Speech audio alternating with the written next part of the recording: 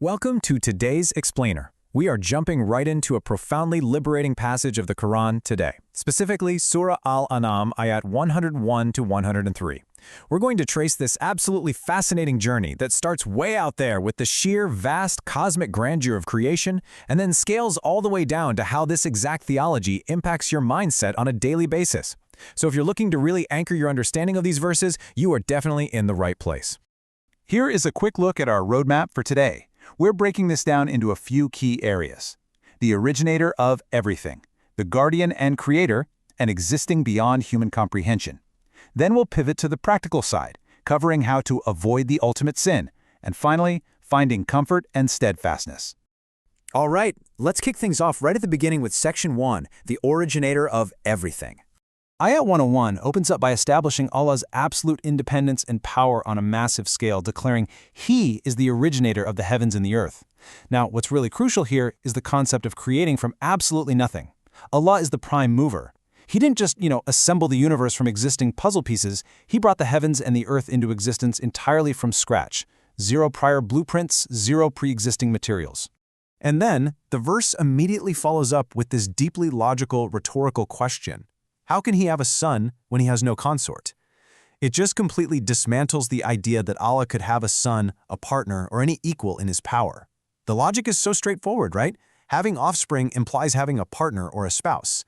Since Allah has no such partner, assuming he has a son is just a flawed human assumption being projected onto the divine. He literally has no equal. So the big takeaway we derive from Ayah 101 is the concept of Tawheed. This is the absolute foundational belief in Islam, the most important principle regarding the absolute oneness of God.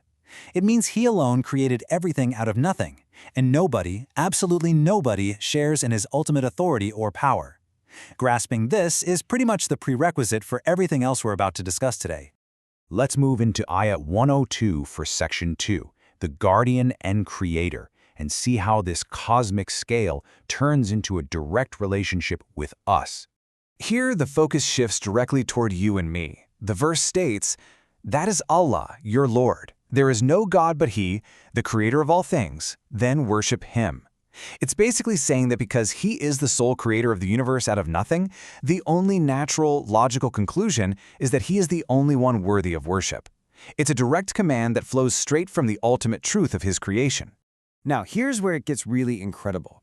Look at the end of that verse. There's a specific term used, wakil.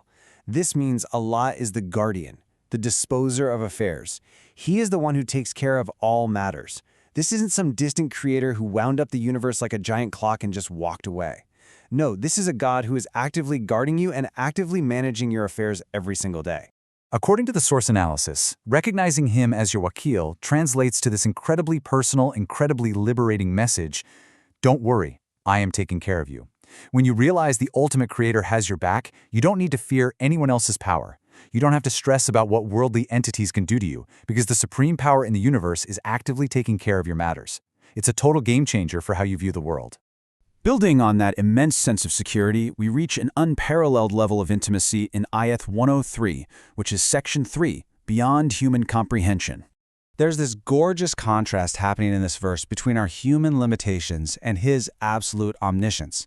On one hand, no human mind, no sight, no imagination can fully reach or comprehend Him. But flip that around, and His vision perfectly reaches and comprehends every single one of your hidden thoughts, your wildest imaginations, and everything you see. You can't fully understand Him, but He intimately and completely understands you. Having unpacked the profound theology in these verses, we have to ask, what does this actually mean for you in practice?